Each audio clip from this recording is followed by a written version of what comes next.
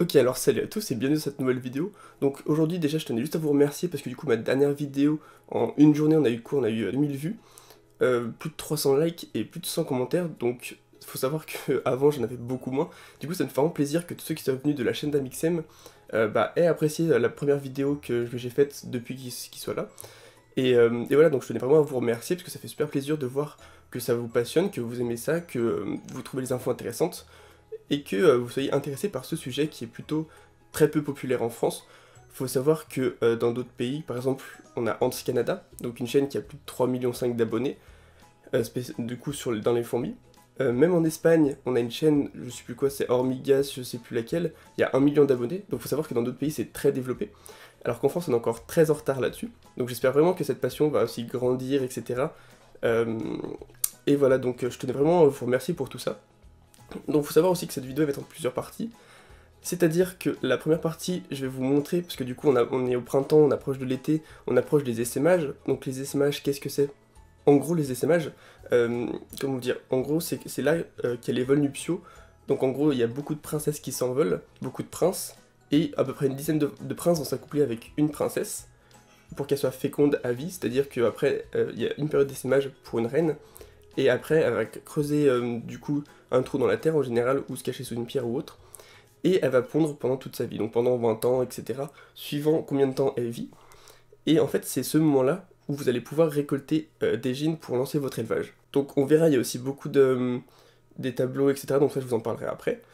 Ensuite, je vais vous montrer comment faire un tube à essai, parce que du coup c'est le plus important pour commencer. Et pour finir, j'ai trouvé un truc qui pourrait être pas mal, c'est que j'ai beaucoup de questions de personnes qui sont super curieuses et qui me demandent des infos sur les fourmis, d'autres des idées qu'elles pensent, etc. et qu'elles savent pas trop si ça se passe comme ça ou pas. Et je me suis dit qu'au lieu de répondre à chacun en commentaire, ce que je fais bien sûr, c'est qu'en plus, je sélectionnerai à chaque fois des questions que vous m'avez posées, et j'en prendrai 4-5 par vidéo à la fin, et j'y répondrai. Donc je pense que c'est vraiment pas mal de faire ce truc-là. Surtout que des fois les questions sont très très intéressantes, donc je pense que c'est pas mal de faire comme ça. Donc voilà, faut savoir que à partir de mi-avril à peu près, début mai, on va pouvoir trouver beaucoup de gîtes, n'importe où dans la France. Faut savoir que les espèces sont différentes suivant si on est au nord de la France, dans le sud de la France, à l'est ou à l'ouest, etc. Suivant notre répartition géographique, les espèces sont différentes. Du coup, les périodes sont un petit peu différentes d'essaimage. Mais il existe un tableau donc, que je vous mettrai soit en photo, soit en lien, avec les périodes, et je vous montrerai quelques espèces sympas que vous pouvez trouver, où on les trouve, etc. Donc il faut aussi vraiment que vous sachiez reconnaître une gine. Donc il faut savoir que c'est la fourmi la plus grosse en général, parce que bien sûr il y a des exceptions avec toutes les espèces, etc. Mais en général on va dire que on la reconnaît parce qu'elle est 2, 3, 4 fois plus grosse que les ouvrières, avec un très gros gastre. N'hésitez pas à regarder des photos et des vidéos juste pour que vous vous rendiez compte et que vous appreniez à les reconnaître. On va pouvoir les trouver, donc c'est-à-dire par exemple, si on est dans une grosse ville, directement sur le trottoir, sur le bitume, etc.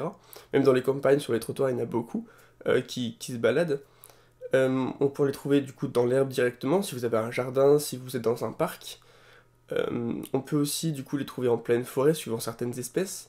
Ou même un truc vraiment pas mal, c'est dans les piscines. Il y a quelques années, j'avais une piscine, et franchement, on les trouve par centaines, c'est-à-dire qu'elles sont en train de se noyer, donc on a juste à les récupérer, les mettre dans un tube à essai, et paf, là, du coup, c'est bon, on a notre première fondation. Donc voilà, ça sert à rien d'en prendre 50, prenez-en une, deux, trois, si c'est des espèces différentes, si vous voulez être sûr, parce que des fois, il y en a qui sont pas fécondés, qui vont mourir, mais voilà, ça sert à rien d'en prendre trop. Donc c'est comme ça qu'on les a. Donc j'essaierai de faire un petit tour dehors tout à l'heure pour vous montrer. Ok, donc là on se retrouve pour la création d'un tube à essai pour accueillir une gine. Donc il faut tout simplement déjà un tube à essai. Donc ça jusque là ça me paraît logique. C'est vraiment très important ici d'avoir toujours quelques tubes à essai, ça vaut pas très cher sur Amazon, ou vous pouvez toujours en trouver quelque part. Voilà, remplissez le dos à peu près à moitié, on va dire. Si c'est une petite espèce vous pouvez mettre un peu plus, si c'est une grosse espèce un petit peu moins. Et ensuite du coup il vous faudra un coton. Donc c'est vraiment super simple et très rapide à faire. Donc là vous voyez qu'il y en a à peu près la moitié. Moi j'en ai pris un en vert parce que du coup, enfin en semi-vert, mais en tout cas assez de transparence, que ce sera beaucoup mieux pour l'observation.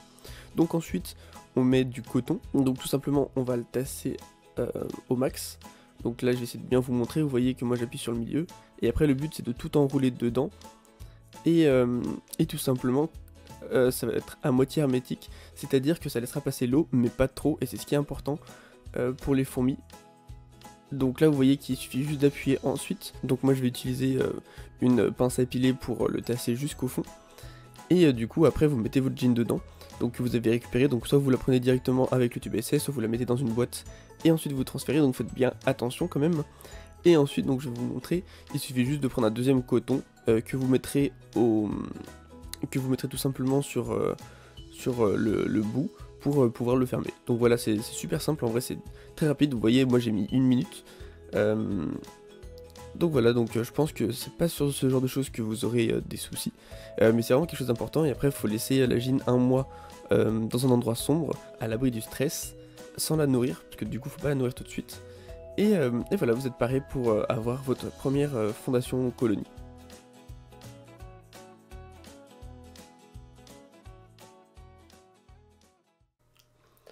Ok, donc pour finir cette vidéo, ce qu'on va faire, ça va tout simplement être que je vais lire quelques-unes de vos questions directement que vous mettez en commentaire pour y répondre. Donc voilà, n'hésitez pas à mettre des commentaires avec des questions, comme ça je prendrai sûrement les vôtres pour faire toujours les 5 minutes à la fin où je répondrai à vos questions, parce que je trouve ça vraiment pas mal. Donc oui, petite précision, bientôt la qualité des vidéos va extrêmement augmenter, parce que je suis en train de chercher pour m'acheter un appareil photo carrément pour filmer. Donc je vais partir sur un hybride je pense. Donc là je suis en phase d'achat. Donc voilà, donc les prochaines vidéos, donc dans une semaine je pense, une semaine, 10 jours, elles vont beaucoup augmenter, vous aurez des beaucoup plus belles photos aussi pour illustrer ce que je dis. Donc voilà, ça va vraiment être top. Donc la première question.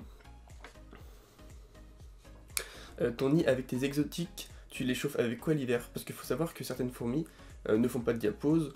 Donc on a déjà expliqué ce que c'est la diapause, donc c'est le moment où en gros les fourmis vont avoir leur activité qui cesse. Du coup avec la baisse de température, c'est ce que ça va induire une baisse d'activité, de ponte, etc. Donc faut savoir que moi, même pour mes exotiques en général, je fais une période de pause, donc je les mets pas forcément à 10 degrés, mais j'arrête de les chauffer. Mais dans tous les cas, je sais pas si vous pouvez le voir, je vous montrerai la prochaine fois. J'ai des tapis chauffants, c'est ce que je me sers, en gros je mets sous le nid le tapis chauffant pour les chauffer s'il y a besoin. Donc l'autre question c'est comment une reine est née. Donc en gros une reine elle naît comme les ouvrières, c'est-à-dire que la reine va pondre, et il me semble que c'est suivant la quantité de nourriture qu'elles mettent et la quantité de phéromones dans l'œuf, quelque chose comme ça. Donc en gros, donc, après elle va sortir du cocon ou de la nymphe, et après voilà, ça sera la princesse. Donc il n'y a rien de spécial en fait, juste simplement le cocon ou la nymphe est beaucoup plus grosse, et c'est tout. Ensuite, autre question, combien de temps vivent les fourmis? Faut savoir qu'une reine va durer 15-20 ans, même du 25-26 ans pour les plus vieilles en laboratoire, et les ouvrières en général c'est 1 an ou 2. Faut savoir que les ouvrières de première génération, donc les toutes premières ouvrières d'une colonie, sont beaucoup plus faibles et vont vivre moins longtemps. Est-ce que des colonies peuvent fusionner?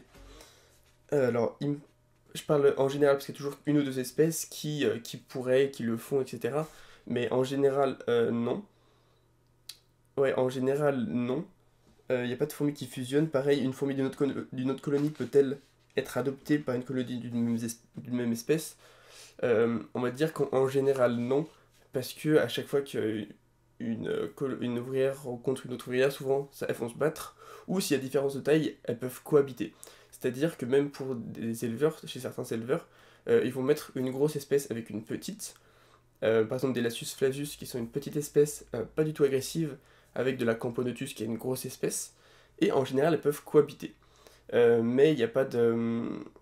Si, on peut aussi du boost, c'est-à-dire que certaines personnes vont vendre des fondations aux colonies en ajoutant des cocons de la même espèce, mais venant d'une autre colonie, et en général ça marche, mais c'est parce que c'est le tout début, c'est-à-dire qu'au tout début on peut introduire des cocons d'une autre, enfin de la même espèce mais d'une autre colonie dans cette fondation. Euh, mais voilà, c'est pas quelque chose que je conseille parce qu'en général, c'est pas forcément très bien d'aller piller une autre colonie. Et souvent, au bout de quelques semaines, mois, elles vont tout simplement se faire décapiter. Donc voilà, donc c'était les petites questions aujourd'hui. Donc petit truc, samedi je serai en live avec plusieurs potes youtubeurs dans le domaine aussi des fourmis. Donc je vous transmettrai le lien, de toute façon il y a une autre vidéo qui sortira avant, donc je vous transmettrai le lien, donc n'hésitez pas, c'est samedi à 16 h.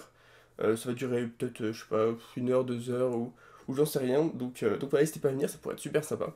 Et du coup encore merci d'être si nombreux, on a dépassé les 5000, J'essaie de répondre à tous vos commentaires, mais ça fait vraiment beaucoup à chaque fois. Mais en tout cas, ça me fait super plaisir, on est à 600 likes, etc. Donc voilà, c'est un énorme soutien, ça me fait vraiment plaisir à continuer à fond et même de m'investir encore plus. Vous voyez que je sors des plus grandes vidéos, j'ai commencé à investir un peu dans du matériel. Et du coup voilà, ça me fait vraiment super plaisir, donc n'hésitez pas à liker, à commenter comme d'habitude, à vous abonner, à activer la cloche, et on va se dire à la prochaine. Allez, bye bye tout le monde.